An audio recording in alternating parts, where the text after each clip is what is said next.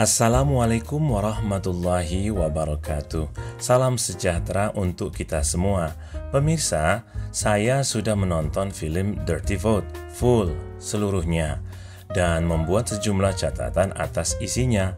Saya nonton Dirty Vote di channel Refli Harun. Durasinya sekitar 1 jam 57 menit. Simpulannya, Dirty Vote adalah kompilasi berita-berita politik terkait pemilu 2024, yaitu Pilpres dan Pileg, yang disajikan dengan gaya jurnalistik sesuai timeline atau urutan peristiwa. Nah, urutan peristiwa itu kemudian diberi pendapat atau analisa yang muaranya adalah dugaan kuat adanya kecurangan pemilu khususnya Pilpres. Dengan menonton Dirty Vote, kita mendapat gambaran utuh dan menyeluruh, dan lalu bisa segera punya pemahaman dan penilaian pribadi atas kondisi dan kualitas pemilu 2024. Dirty Vote memudahkan kita untuk melakukan review dan refresh. Untuk kerja keras semua pihak yang membuat film Dirty Vote ini, saya berterima kasih banget. Ini adalah kompilasi dan dokumentasi yang butuh keberanian.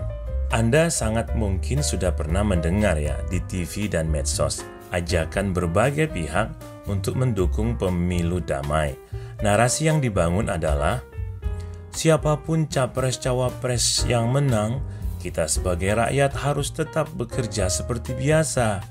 Jadi nggak usah ngapain ribut dan bermusuhan satu sama lain. Sepintas, ajakan pemilu damai ini terdengar adem, oke, jos, asik. Tapi tunggu dulu. Ada prakondisi yang harus hadir dan dilakukan oleh lembaga-lembaga penyelenggara pemilu dan semua pihak yang ikut kontestasi pemilu jika mau pemilu damai. Seperti di pertandingan sepak bola, kita perlu menilai proses terjadinya sebuah gol. Ada atau tidak pelanggaran, seperti tackling ilegal dan bau offside. Perhatikan pula peran wasit dan hakim garis. Jangan cuma gembira selebrasi golnya. Ingat ya, proses itu penting. Yakinlah, kalau semua pihak yang terlibat pemilu ikut aturan main, maka hasil pemilu akan otomatis diterima oleh semua pihak. Karena diterima semua pihak, maka lahirlah pemilu damai. Tanpa perlu diajak-ajak, dipromosi-promosikan. Dalam debat capres, Prabowo bilang ke Anies, biarlah rakyat yang menentukan. Maksudnya, akan memilih atau tidak akan memilih 02, itu tergantung keinginan rakyat di TPS nanti. Dengan kata lain, Prabowo mau bilang ke Anies, nggak usah lagi mengungkit-ungkit proses pendaftaran Gibran sebagai cawapresnya. Walaupun kita tahu Majelis Kehormatan MK menyatakan putuskan MK nomor 90 itu melanggar etik.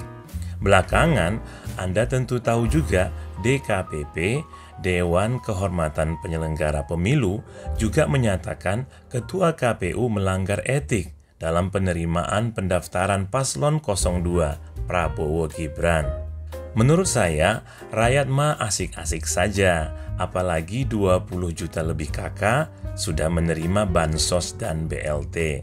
Catat ya, suara rakyat gampang dimanipulasi, dibentuk dan bahkan dibenturkan menjadi dua kelompok, yaitu yang mendukung dan yang menolak. Ini berbahaya, bisa seperti api dalam sekam. Pro kontra ternyata juga mudah dikondisikan dalam berbagai kelompok masyarakat lain, seperti di kelompok sivitas kampus, termasuk guru besar dan mahasiswa. Ada yang pro dan ada yang kontra. Kelompok lain adalah komunitas ulama, ada Habib dan Kiai yang pro, ada Habib dan Kiai yang kontra. Ini semua termasuk suara publik, dan ujung-ujungnya cuma demo, kuat-kuatan jumlah massa. Yang jadi masalah adalah proses itu tidak jujur dan tidak adil bagi paslon lainnya, yaitu Amin 01 dan Gama 03. Sebelum tercapai pemilu damai, maka harus terwujud dahulu pemilu jurdil, jujur dan adil. Intinya, pemilu jujur dicapai jika semua kontestan mengikuti aturan resmi. Pemenuhan aturan resmi itu tidak dikurangi dan tidak ditambahi terhadap paslon manapun di setiap tahapan Pilpres. Pemilu adil dicapai jika semua kontestan atau paslon mendapat perlakuan yang sama. Tidak boleh ada satu paslon yang diuntungkan, sementara yang lain merasa dirugikan. Kalau ada aduan atau temuan dugaan pelanggaran kampanye, umpamanya ada keterlibatan ASN, TNI Polri, dan fasilitas negara, ya diproses dan diberi sanksi jika terbukti. Terakhir, di saat tafsir atas pasal-pasal undang-undang bisa berubah dan berbeda-beda, kita semua harus menghormati dan berpegang pada etika.